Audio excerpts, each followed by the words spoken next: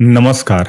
Right to know में आपका स्वागत है। हम आज फिर से एक शहीदों की कड़ी में एक कहानी लेकर के आए हैं जो कि गुरु गोविंद सिंह से संबंधित। गुरु गोविंद सिंह ऐसे व्यक्ति थे जिन्होंने धर्म के लिए, राष्ट्र के लिए अपना सर्वस्व बलिदान कर दिया। कहानी शुरू हम करते हैं 21 दिसंबर सन 1704 में। 6 महीने से पड़े मुगलों के घेरे को तोड़कर अपनी 400 की फौज के साथ गुरु गोविंद सिंह निकल गए थे। वहां से निकलने के बाद सबको सिरसा नदी को पार करना था। जाड़े की भीषण बरसात के कारण उफनती हुई नदी और रात की बेला आधे से अधिक लोगों को नदी लील गई, जो बचे हुए 3 हिस्सों में बट गए। एक हिस्से में गुरु जी की दोनों पत्नियां और कुछ सिख, दूसरे हिस्से में 2 छोटे साहबजादे के साथ गुरु जी की माता गुजरी देवी जी और तीसरे हिस्से में गुरु जी के साथ उनके 2 बड़े साहबजादे और 40 और सिख। 43 सिखों का काफिला भागता दौड़ता एक छोटे से गांव में चमकौर पहुंचा और वहां एक कच्ची हवेली में शरण ली। उधर मुगल सेना को पता चला कि गुरु जी निकल गए तो पीछे दौड़ी। अगले दिन 22 दिसंबर को मुगलों की फौज चमकौर में थी। वजीर खान की सरदारी में लाखों की फौज गुरु जी को जीवित या मृत पकड़ने के लिए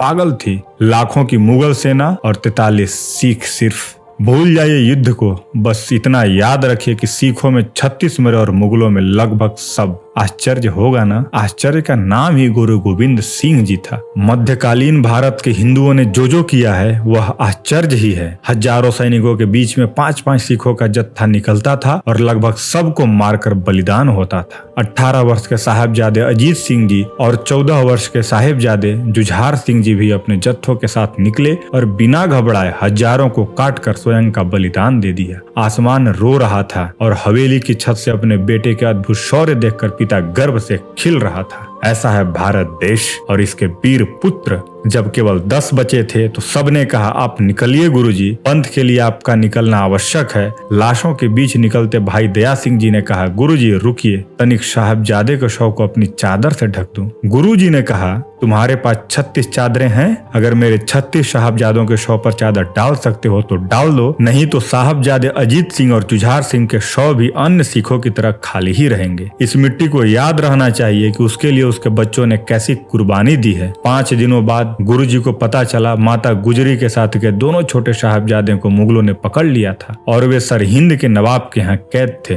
बताया गया कि नवाब ने कचहरी में छोटे साहबजादों से बार बार कहा, धर्म बदल लो तो जान बख्श दी जाएगी। 7 वर्ष के जोरावर सिंह और 5 वर्ष के फतेह सिंह बार बार उनकी बात काट कर कहते रहे, जो बोले सो निहाल, सत श्री अकाल।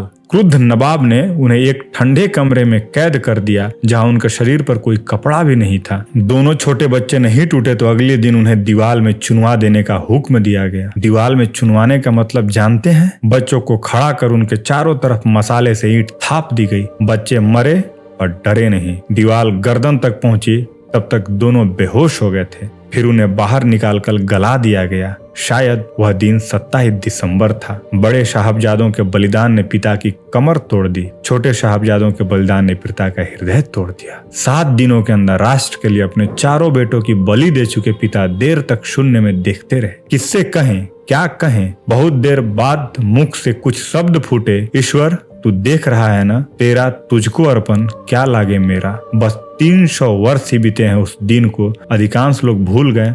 हम बेईमानों की याददाश्त कमजोर होती है। अब तो वजीर खान हमारे दोस्त बनने लगे। देश को कभी भी गुरु गोविंद सिंह को नहीं भूलना चाहिए। गुरु गोविंद सिंह सिख पंथ के 10वें गुरु थे और उसके बाद 11वां गुरु के रूप में गुरु ग्रंथ साहिब को स्थान मिला। हमें उनके और उनके छोटे बच्चों, उनका पूरा परिवार का जो बलिदान था उसे नहीं भूलना चाहिए। देश के बच्चों को ऐसे हमेशा कहानी सुनाते रहना चाहिए, क्योंकि देश अगर अपना इतिहास भूलता है तो अपना भविष्य भी वो बर्बाद कर लेता है। तो दोस्तों, शहीदों के बलिदान कथा के इस कड़ी में हमने आपको गुरु गोविंद सिंह की कहानी से रूबरू कराया। अगर आपको वीडियो अच्छी लगी हो तो इसे कृपया लाइक करें और दोस्तों के साथ जमकर शेयर करें। और चैनल पे नए हैं तो चैनल को सब्सक्राइब कर दीजिए, क्योंकि हम ऐसे ही लगातार वीडियो लाते रहते हैं। धन्यवाद।